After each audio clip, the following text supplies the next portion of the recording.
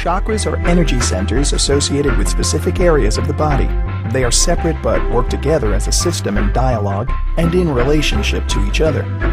There are 7 primary chakras as well as a number of minor chakras. Chakra means wheel in Sanskrit. When our chakra wheels spin in harmony, we feel balanced and at peace. When they spin out of alignment, our well-being may be compromised.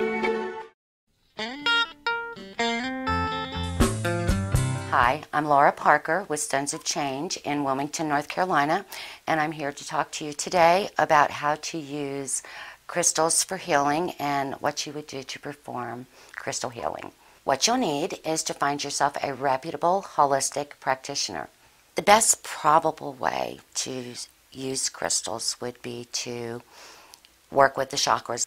Study the chakras a little bit and then choose your stones, whatever you are drawn to, and you would place them on your 7 chakras with the appropriate colors, so the vibration of the color will match the vibration of the chakra that you're trying to aid. A lot of people will make a elixir, and they will take maybe sea salt or salt water from the ocean, or just plain water that's been sitting in the sunshine. You would let your stone marinate in the water for maybe 24 hours, preferably during a full moon, and let the water absorb some of the essence from the gemstone. And then maybe once or twice a day you would put a couple of drops on your tongue. A lot of people will use them really for medicinal purposes with different gemstones, and you can get more serious about it and add different herbs and flower essence and bring about different vibrations and different feelings that you'll project outwardly by drinking them. If you're going to use gemstones and rocks, you must believe.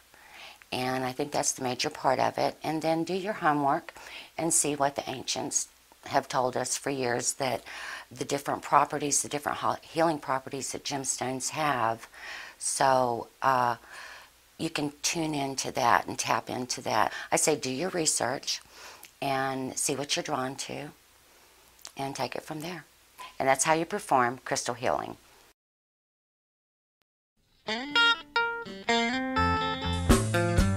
In 1193, topaz was the favored remedy to cure hemorrhoids and insanity. Ancient Arab physicians prescribed powdered amber in wine to cure hysteria and hay fever. The Franciscan friar Bernardino de Sahagun claimed in 1576 to cure hemorrhages you merely hold a piece of bloodstone. Sadly, amethyst was prescribed by physicians in the Middle Ages to cure all body diseases, for it was believed that all diseases were caused only by being sick in the soul. Ancient Hindu physicians prescribed powdered diamonds for clear skin and beauty. But in 1660, coral was prescribed as a charm to cure insanity, bring about wisdom, stop fluxes of the belly, drive away goblins and thunderstorms, and to ease the pain of hemorrhoids. Rocks and crystals went back further than that because they used whatever they had on the land. Whether it was the animals, the plants, the rocks, whatever. So they gained from whatever they had. Yeah. Okay, so you it's think older than we even know, I believe. Cool. So you think it's like when people were using, like basically, like you said, living off the land, like using the animals for food and clothing and plants for food and stuff. You think that rocks were used for healing things as well at that time? I do, or I think that there was respect put there. You know, if they used obsidian to make spearheads or arrows, you know, tools and things, then they would have respect for those tools, and they were probably handed down through the generation. Turquoise. Turquoise is a healing stone in the sense that it can take energy and transmute it, and specifically negative energy into positive energy. For instance, a rose quartz. Sometimes people, if you do hands-on healing, a rose quartz would be for the heart. Some rocks are used for cleansing, just the whole being, the energy fields. I know that sounds a little out there, but there's that. Then moonstone is one that's used for feminine ailments and things. Labradorite.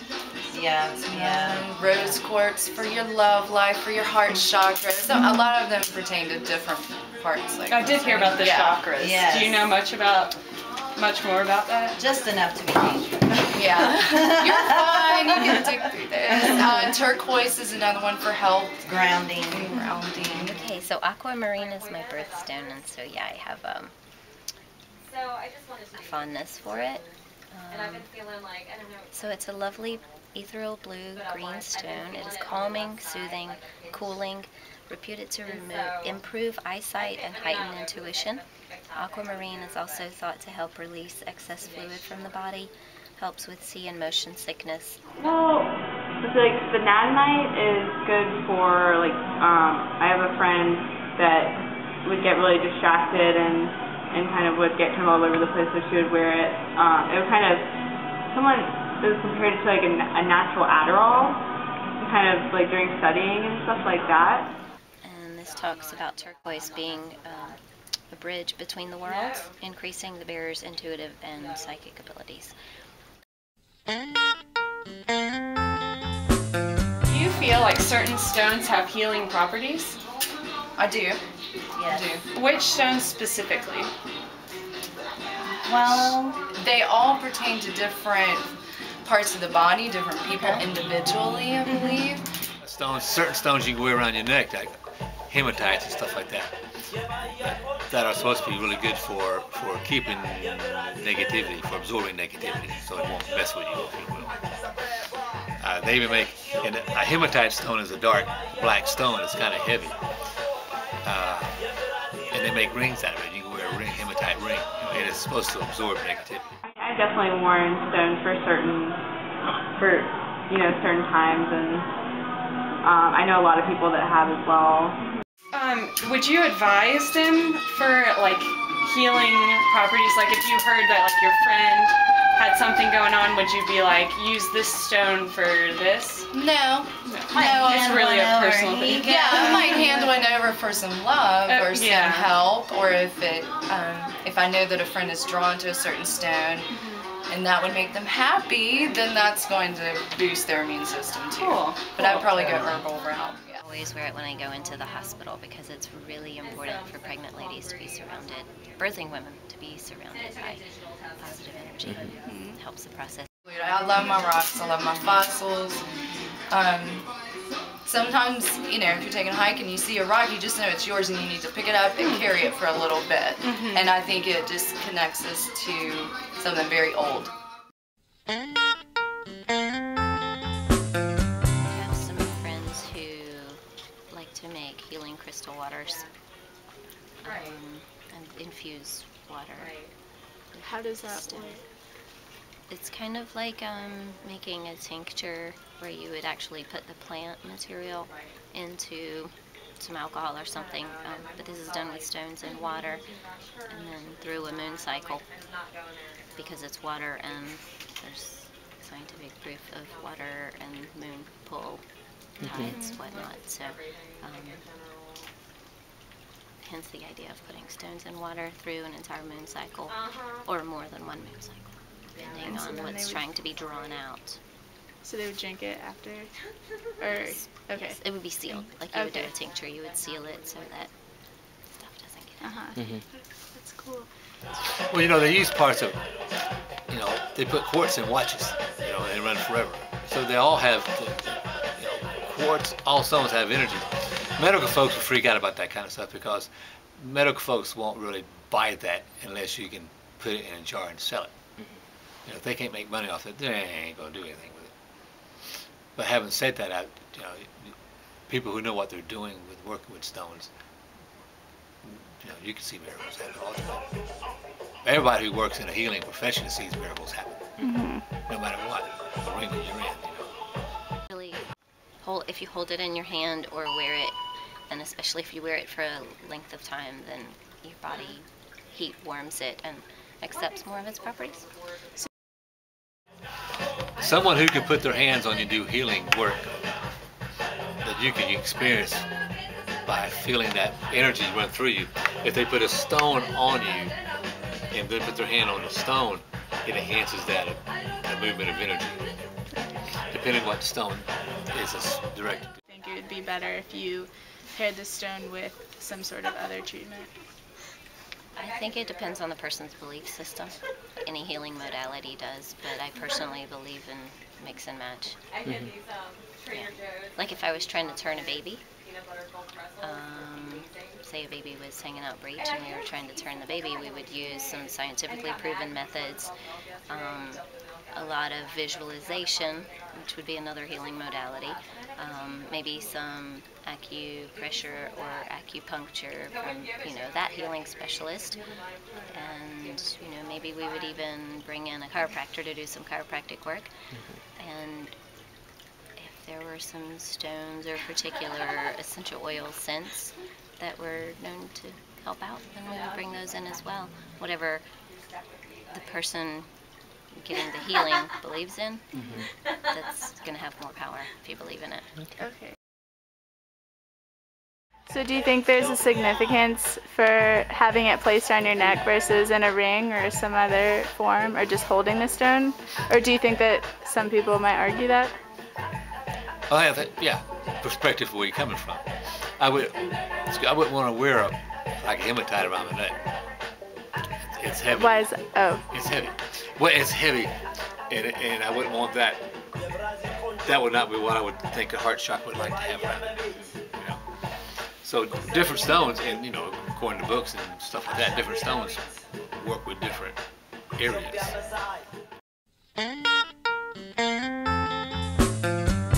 Started it, and it wasn't with chakras or with healing an ailment. It was, she'd hand us a rock and be like, "Oh, this is your rock. Here, you need to hold on to this today," or what? Cool. Yeah. Everybody needs a rock and a stick that's their own.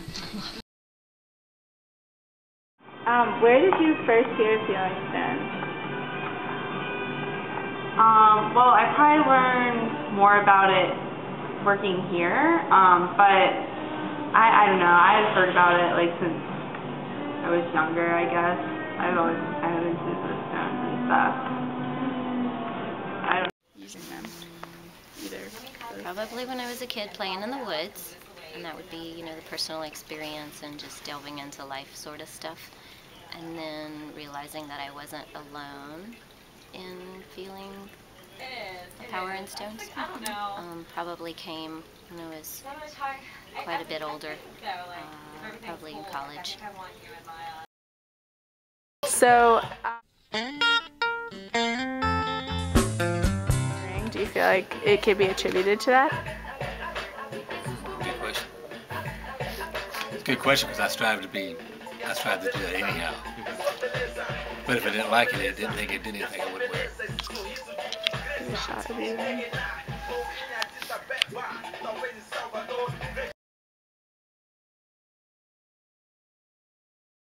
It's a lot of mind over matter, and if you place your belief or your healing in that object, then it's going to be helpful to you. So the medicine is helping your body to heal on an energetic level. So I can't say that, a substance like a rock or a crystal wouldn't have an energetic field that would be beneficial in some way. So yeah, I'm open to that concept. I was kind of also felt like there has to be kind of a relationship between the stone and the person. If even if it's kind of like a placebo effect type thing, but you kind of have to have faith in the stone. But I definitely wouldn't. I would suggest it to someone. There's nothing wrong with carrying a stone around in your pocket. Yeah.